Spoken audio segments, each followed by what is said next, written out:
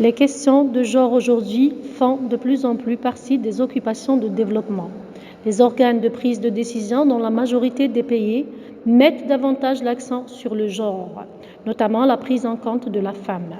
Plusieurs initiatives, mécanismes et processus, globaux et locaux, ont été entreprises dans plusieurs domaines, forêt, énergie et environnement, pour garantir une gestion équitable des ressources de la planète et un développement durable de celle-ci.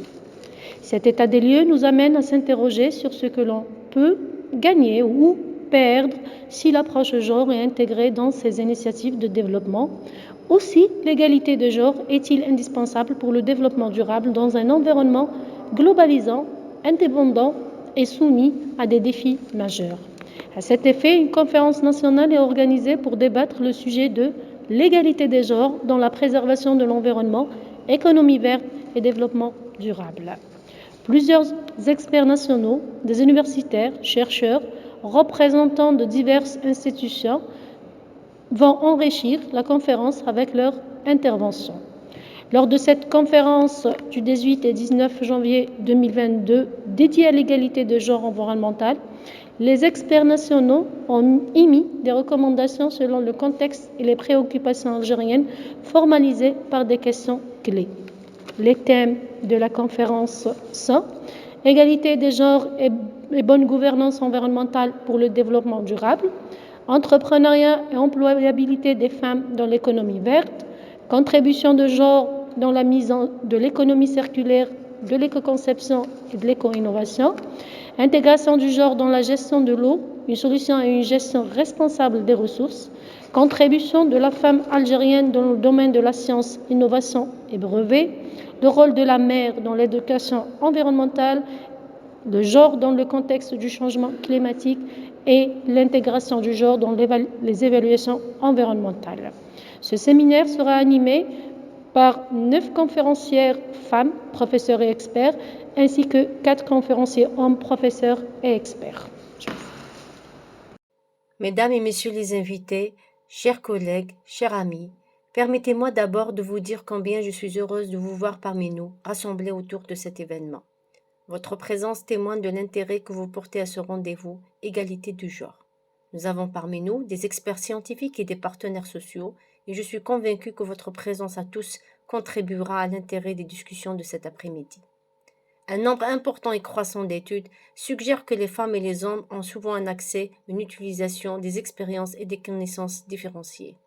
Et sur la base de ces études, il convient d'apporter des solutions et d'élaborer des stratégies tenant compte de la dimension de genre. En effet, le présent événement se veut un creuset d'échanges qui devrait nous permettre de nous approprier des éléments nécessaires à l'élaboration et au suivi de la mise en œuvre des stratégies d'intégration de la femme. Sans tarder et en souhaitant plein succès à vos travaux, je déclare ouverte la conférence nationale Égalité du genre dans la préservation de l'environnement, économie verte et développement durable. Alors, je me présente, c'est professeur Louab Karim, professeur de l'Université de Boumerdès et président de l'Association nationale d'éco-conception analytique de vie et développement durable. Alors, dans mon intervention et ma communication, j'ai présenté le concept économique, à savoir le concept linéaire et le concept circulaire. Alors, j'ai montré dans ma communication que le concept linéaire ne permet pas de satisfaire les préoccupations des femmes du point de vue emploi. Et si on le compare par rapport à l'économie circulaire qui est basée sur 7 piliers ou 7 axes, à savoir l'éco-conception, l'économie collaboratrice, le recyclage, la récupération et tous ces axes-là. Apparemment, si on voit un petit peu les statistiques à l'échelle mondiale, que ces axes-là permettent d'avoir des satisfactions pour les femmes du point de vue emploi. Il permet aussi il donne aussi des facilitations pour enlever leur intégration dans le système économique. Voilà. Mahouf Wamer, ingénieur consultant indépendant. Notre communication relative au genre dans la bonne gouvernance pour le développement durable s'est d'emblée intéressée à la définition du genre. En sociologie, le genre désigne en fait davantage le rapport social entre hommes et femmes qu'une catégorisation par rapport au sexe. Aussi, en matière de développement, l'approche genre doit fondamentalement se baser sur les valeurs et l'implication effective dans la vie active, sociale, économique et environnementale, mais également culturelle. La notion de parité ne devrait pas s'ériger comme règle absolue. Il s'agit seulement de favoriser l'insertion selon les capacités et le mérite, mais pas la parité numérique seulement. Pour l'intégration du genre dans le développement durable, il s'agit de prioriser l'accès équitable aux ressources naturelles ainsi qu'à leur contrôle, soutenir le droit des femmes à la terre, mise en valeur des connaissances des femmes par l'accès aux métiers et à la gestion de l'environnement, impliquer davantage les organisations de femmes dans les programmes de protection de l'environnement et les processus de décision, identifier les impacts de la dégradation de l'environnement aussi bien sur les hommes que sur les femmes, renforcement des capacités de la société civile et des institutions publiques en veillant à l'égalité des genres. Nous estimons enfin que le propos n'est pas dans la comparaison, mais surtout dans l'efficience du rôle de la femme dans sa participation effective aux affaires de la cité en général et dans les métiers et fonctions en lien avec le développement durable. Tout est en fait lié aux stratégies sectorielles de développement où l'approche genre est à prendre en compte. Il en est de même des pratiques de management en général. Merci. Madame Yadi Bayan, enseignante-chercheur à la retraite de l'enseignement supérieur, spécialiste en écologie. Ma thématique porte sur le renforcement de la formation du genre dans le milieu scolaire pour lutter contre le changement climatique. Ce dernier représente une menace réelle pour l'humanité, largement approuvée par la communauté scientifique, mais également par les pouvoirs publics et les citoyens. La crise est mondiale et a de nombreuses conséquences qui affectent en premier lieu les populations vulnérables, parmi lesquelles nous citerons les femmes et les enfants. Les actions intergouvernementales, les organismes et associations diverses sont autant d'outils nécessaires pour trouver des solutions d'atténuation et d'adaptation au changement climatique. La femme est, par sa nature, protectrice. Elle protège sa famille, elle protège ses enfants et elle éduque ses enfants. Elle est indispensable au renforcement de la résilience au changement climatique parce qu'elle partage les informations sur le bien-être de la communauté, elle a une capacité de s'adapter aux changements environnementaux et elle est réactive en cas de catastrophe naturelle. Parmi les objectifs du développement durable, il faut mettre l'accent sur la scolarisation des filles.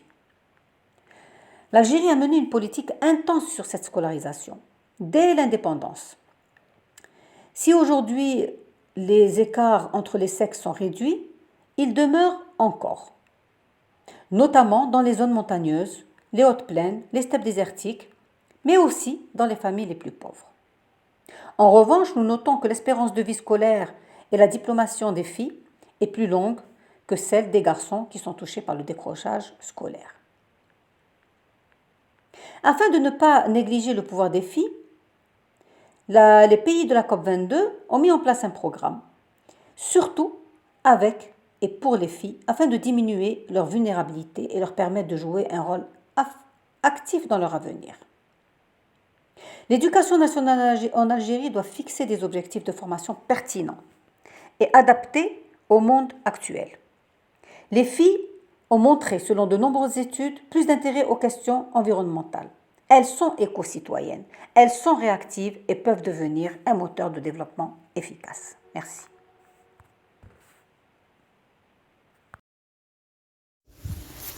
Chers auditeurs, bonjour. Donc, je me présente, je suis professeur Kebouch Gana Selima de l'Université de Boumerdès d'Algérie. Donc, ma conférence a été apportée autour de la contribution de la femme algérienne dans le domaine de la science, cas des biotechnologies. Donc, pour dire que le secteur des biotechnologies occupe une place de plus en plus importante dans les économies avancées. Il se développe à partir d'efforts soutenus des chercheurs, des sciences de la nature et de la vie. et autres domaines. Donc, les chercheurs ont accompli des tâches inimaginables il y a quelques années encore et progressivement, l'impact des avancées dans les biotechnologies est de plus en plus sensible. Donc, qu'en est-il de la femme chercheur et plus particulièrement de la femme algérienne? Donc, pour dire que le domaine scientifique a été pendant des siècles véhiculé et étoffé par des chercheurs hommes, désormais la science est ornée de chercheurs femmes qui brillent dans toutes les disciplines. L'Algérie compte de plus en plus de femmes exceptionnelles, de qui on peut s'inspirer et qui ont toutes un seul emblème, la recherche et l'épanouissement. En 2019, le taux de femmes chercheurs algériennes a été estimé à 47,1%, leur donnant le 3e classement en Afrique et dans le monde à 29,3%. Le pays comptant le plus de femmes chercheurs est le Venezuela, avec un taux de 61,4%. On peut notifier que la femme chercheur algérienne commence à prendre de dessus dans le domaine de la recherche scientifique et ce principalement dans les pays du monde. Donc pour ça, des femmes algériennes enseignantes et chercheurs se sont bien distinguées au cours de ces dernières années. On peut citer le professeur Zoubida Zaidi, reconnu en 2021 comme étant la meilleure chercheure algérienne, sans oublier aussi de citer le docteur Halima Benbouza, biotechnologue lauréate du prestigieux prix America Women in Science Hall of Fame en 2014. On peut citer aussi docteur Nour El-Houda Mimouni, qui a reçu le prestigieux prix des jeunes talents L'Oréal UNESCO. Et enfin, on peut citer aussi le docteur Sarah Ben Khalifa de l'Université des sciences de Houari Boumediene pour avoir été récompensée par le programme Jeunes Talents du Maghreb, la Fondation L'Oréal UNESCO 2020. Donc, les femmes chercheurs algériennes et partout dans le monde se meuvent au quotidien pour s'imposer en tant que femmes de science et le résultat est atteint car par leur acuité jaillit une perspicacité incomparable et une ingéniosité étincelante. Comme l'a cité le secrétaire général des Nations Unies dans sa citation Antonio Guterres, il dit que nous devons encourager les filles et les femmes à devenir des chercheurs et des innovatrices à part entière et les soutenir dans leurs projets. Merci, je vous remercie. Le rôle de la mère dans l'éducation environnementale. Dans ce monde dynamique et moderne, la question de la sensibilisation à l'environnement chez les enfants est la question de l'heure. Par conséquent, il est nécessaire de créer une prise de conscience et une culture environnementale chez les enfants. C'est avec les membres de la famille que les enfants acquièrent des normes et des valeurs. Malheureusement, nous remarquons que certains parents ne connaissent pas le recyclage, la nécessité de prendre soin des ressources environnementales, de prendre soin de la terre, de l'air, de l'eau et de préserver les valeurs culturelles. Il est clair que les mères, qui ont un rôle majeur et efficace dans le processus d'éducation des enfants, sont les plus concernées et préoccupées par les questions environnementales. Plus les mamans sont conscientes de leur rôle dans la protection de l'environnement, plus le processus d'éducation à l'environnement avec ses divers composants et systèmes est efficace. Tant que l'éducation environnementale donnée aux enfants n'est pas soutenue par leur maman, les enfants ne peuvent pas adapter ces connaissances dans leur routine quotidienne. Dans notre communication, nous allons montrer les divers rôles des mères dans l'éducation environnementale.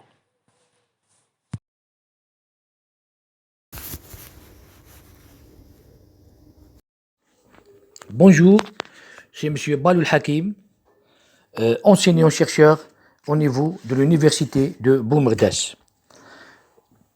Je vous fais une petite synthèse de ma communication qui concerne l'intégration du genre dans les évaluations environnementales. En effet, j'ai commencé la communication à travers un historique de la prise de conscience environnementale et aussi j'ai donné des principales méthodes d'évaluation environnementale, qui sont l'étude d'impact environnemental et social, l'évaluation environnementale stratégique, l'ACV, donc l'analyse du cycle de vie environnemental, l'empreinte carbone qui concerne surtout donc, par rapport au changement climatique, des gaz à effet de serre, et aussi le management environnemental.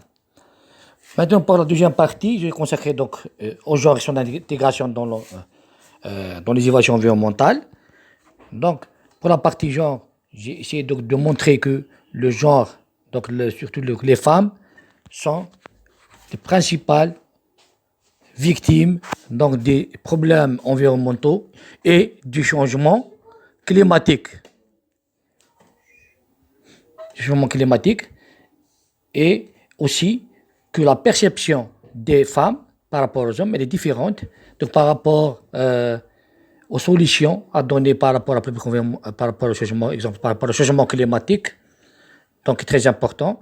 Exemple les femmes qui préconisent donc l'action individuelle, c'est-à-dire le changement de comportement pour gérer le problème du changement climatique et aussi donne plus d'importance par rapport aux problèmes environnementaux et surtout par rapport au changement climatique.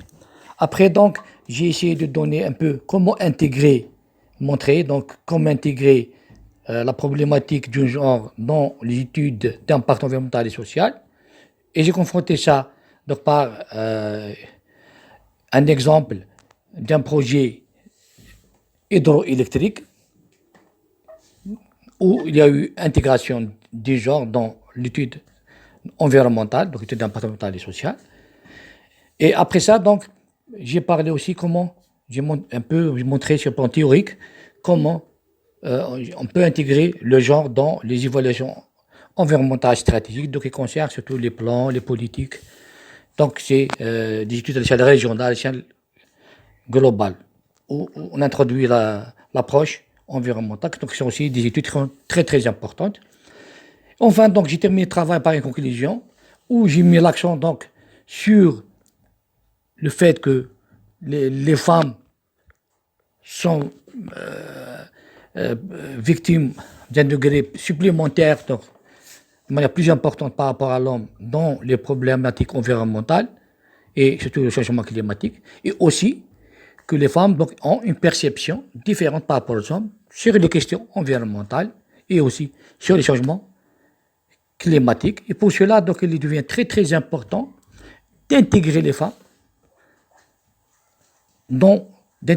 d'une manière aussi égalitaire dans tout le processus d'études environnementales, au projet, l'étude, le suivi, la réalisation du projet et surtout l'aspect décisionnel, et cela afin de garantir un environnement sain qui prend en considération tous les genres et toutes les catégories de la société. Et je vous remercie infiniment. Bonjour, professeur Kamal Mohamdi, Université de Boumerdès. Donc, dans cette présentation qui est scindée en 3 parties, donc on va parler des changements climatiques, ensuite du genre et ensuite de la relation qui existe entre le genre et les changements climatiques. On sait que les changements climatiques menacent à travers des catastrophes induites donc d'aggraver le fossé des inégalités déjà existantes. Et ces inégalités, bien sûr, trouvent leur origine dans les modèles de développement qui ont guidé la construction de nos sociétés actuelles, à travers les traditions socio-culturelles. Donc l'appréciation sociale des personnes par leurs caractéristiques biologiques a entraîné une distribution inéquitable des ressources et des chances pour accéder à celles-ci, donnant lieu à une injustice en termes de participation donc, au développement. Les inégalités de genre contribuent à aggraver la menace que représente le changement climatique. Donc, en temps normal, l'accès aux ressources, aux droits et au pouvoir est fortement conditionné par les problématiques du genre et cela joue énormément sur les moyens de subsistance des individus. Donc, si les femmes produisent 60 à 80% des ressources alimentaires issues de petites exploitations agricoles, elles ne détiennent que 10 à 20% des titres de propriété foncière dans les pays en développement. Or, les moyens de subsistance des femmes donc, sont majoritairement liés aux ressources naturelles. Par conséquent, donc, la raréfaction ou détérioration des ressources causées par le changement climatique peut avoir un impact direct sur leur capacité à subvenir à leurs besoins et à ceux de leur famille. Et c'est pour cela qu'en fait, il existe une relation intime entre le genre et le changement climatique. Et lorsqu'elle est incorporée dans les études de changement climatique, l'approche liée au genre permet de comprendre comment les identités donc des hommes et des femmes déterminent différentes vulnérabilités et leur capacité à affronter le changement climatique et à contribuer à limiter ses causes. Donc, l'intégration de l'approche axée sur le genre donc, facilite aussi la conception et l'application des politiques, programmes et projets pouvant conduire à plus de justice et d'égalité. Elle peut surtout contribuer à mettre en place davantage de capacités d'adaptation et d'atténuation face au changement climatique. Enfin, en résumé, donc, intégrer les perspectives de genre et impliquer les femmes en tant qu'agents de changement dans les solutions sont une nécessité pour lutter efficacement contre les changements climatiques. Merci. L'accès à l'énergie est devenu un objectif prioritaire pour la communauté internationale et mondiale. Toutes les projections quant à l'évolution du secteur énergétique dans le monde attribuent aux ressources renouvelables une part non négligeable et parfois même prépondérante dans un avenir plus ou moins proche. La transition énergétique, un processus visant à se défaire de l'usage des sources d'énergie fossiles pour aller vers celles d'énergie renouvelable, entraînant des changements connexes ou potentiels dans l'ensemble du secteur énergétique, mais aussi de l'environnement et de la santé publique. La réflexion sur la prise en compte des femmes dans le secteur de l'énergie et pour une énergie durable a connu d'importantes avancées. Les femmes sont les premières à être sensibilisées à la dégradation de l'environnement parce qu'elles ont conscience que cela implique également la santé de leurs enfants.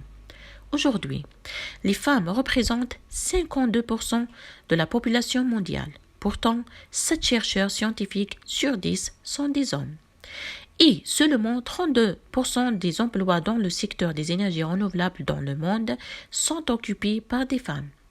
Cette représentation déséquilibrée existe dans plusieurs secteurs vitaux, dont seulement 3% de femmes dans les majeurs en informatique et seulement 5% en mathématiques.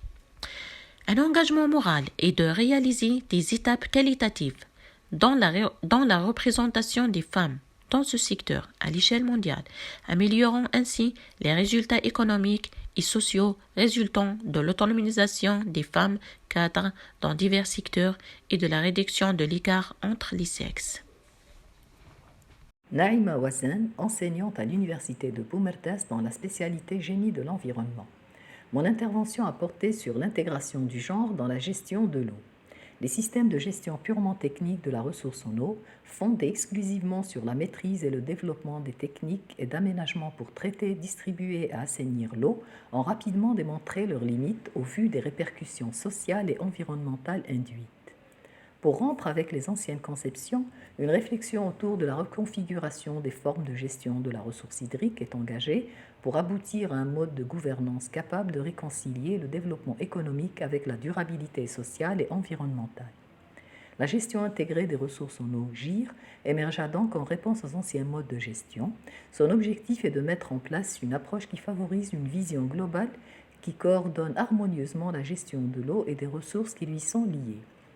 L'intégration de l'approche genre dans la GIR est toujours un sujet d'actualité. En effet, bien que beaucoup de progrès aient été réalisés, des situations d'inégalité persistent toujours entre les femmes et les hommes en ce qui concerne les activités, l'accès et le contrôle des ressources, ainsi que la participation à la prise de décision. Le concept de genre met en relief 3 dimensions essentielles. Le genre en tant que construction socio-culturelle qui attribue les rôles masculins et féminins dans une société donnée. Le genre en tant que méthodologie d'analyse, dans ce cas le genre est un système d'analyse qui interprète les différentes inégalités qui hiérarchisent les individus en fonction de leur appartenance sexuelle, et le genre en tant qu'approche de développement. Cette approche vise une forme de socialisation plus équilibrée en contribuant à promouvoir l'équité et la pleine participation des femmes et des hommes au destin politique, économique et social de la communauté. L'adaptation de l'approche genre à la GIR peut être favorisée par une série de facteurs dont les plus importants seraient un engagement fort de la part des responsables politiques, une sensibilisation, information et formation sur l'importance de l'approche genre, la mise à disposition des moyens humains et matériels pour intégrer la perspective genre, la levée des obstacles juridiques et culturels qui entravent la pleine participation de la femme. Je vous remercie.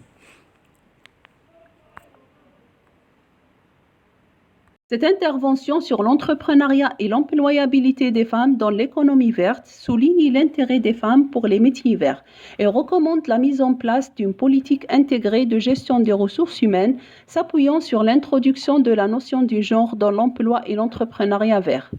En Afrique subsaharienne, les femmes jouent un rôle essentiel dans la gestion des ressources naturelles et dans le renforcement de la résilience au changement climatique. En Algérie, les femmes sont impliquées dans les différentes filières d'emploi vert, notamment les énergies renouvelables, l'efficacité énergétique, la gestion de l'eau, traitement et recyclage des déchets, mais aussi tous les services liés à l'environnement et la gestion des espaces verts. Dans les pays en voie de développement, les femmes sont généralement confrontées à des obstacles pour accéder aux emplois verts dans l'énergie, les infrastructures ou l'économie circulaire, mais aussi dans les secteurs dominés par les hommes. Ces obstacles sont dus à la ségrégation entre les sexes dans l'éducation et l'emploi, le manque d'accès des femmes au travail dans le secteur formel, les besoins de financement de ces projets et enfin les habitudes sociales qui font que les femmes doivent assumer la majorité de ces activités d'une manière informelle et non rémunérée. Quelques recommandations ont été proposées afin d'améliorer l'employabilité et l'entrepreneuriat des femmes dans l'économie verte en Algérie.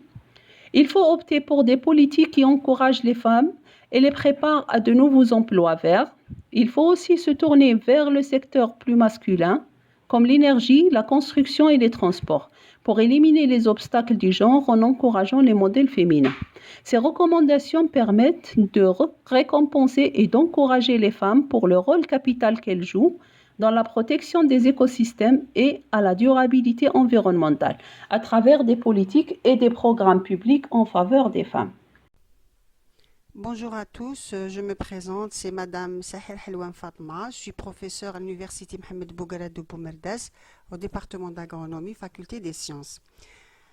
Mes activités scientifiques de recherche abordent les aspects liés à l'agriculture résiliente et durable. Durant cette conférence, mon intervention a porté sur l'intégration du genre dans la gestion de l'eau, une solution à une gestion responsable des ressources. L'eau est une ressource naturelle vitale. Elle permet d'assurer les moyens de subsistance des populations du monde entier. Les conséquences de la pauvreté hydraulique ou bien de la pauvreté hydrique peuvent être perçues sur le plan sanitaire, où la moitié de la population du monde en développement est exposée à des sources d'eau polluées qui augmentent l'incidence des maladies. Elle peut être aussi perçue sur le plan environnemental, économique et social. Le manque d'accès à l'eau peut créer des conflits et des disparités sociales entre différentes communautés. Les préoccupations actuelles relatives à la variabilité du climat et au changement climatique exigent une gestion améliorée des ressources en eau pour faire face à des inondations et à des sécheresses plus intenses.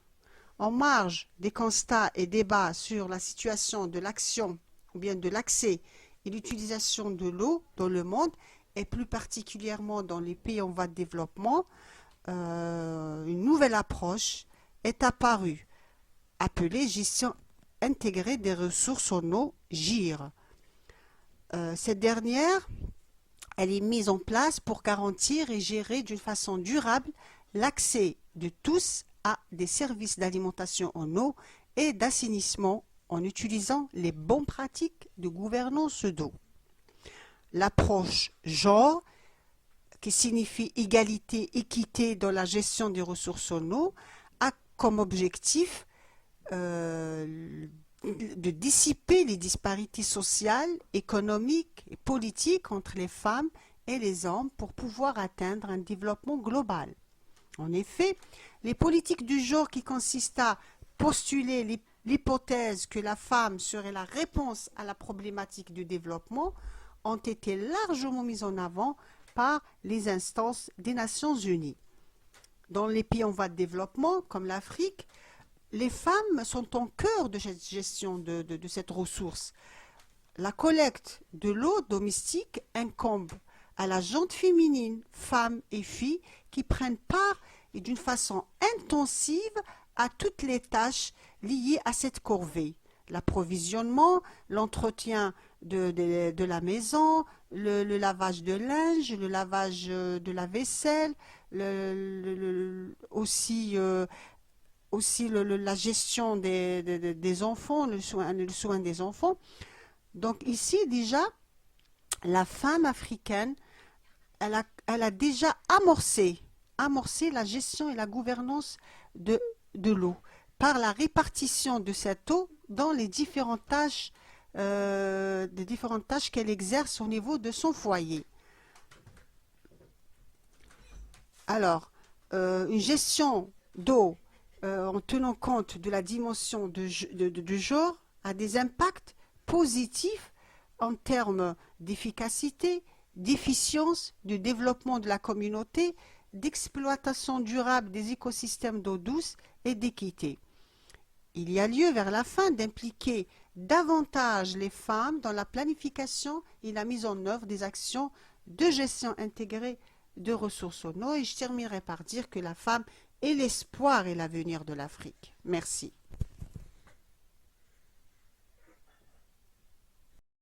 Après le débat de 2 tables rondes, les participants et les intervenants ont mis les recommandations suivantes. Garantir l'accès des femmes aux terres et aux ressources productives et au contrôle sur celles-ci, ainsi que de leur voix et leur participation à la prise de décision et à l'action en matière de développement durable à tous les niveaux. L'éducation dans la famille d'abord et ensuite à l'école demeure une exigence indispensable pour réduire les inégalités structurelles qui sont souvent associées aux restrictions. Encourager les femmes à s'engager dans la recherche scientifique, étant donné que les statistiques ont révélé que les femmes présentent un potentiel de créativité et d'innovation non négligeable. À cet effet, un groupe de travail Femmes et économie circulaire a été créé et il a été décidé d'organiser un webinaire Femmes et économie circulaire.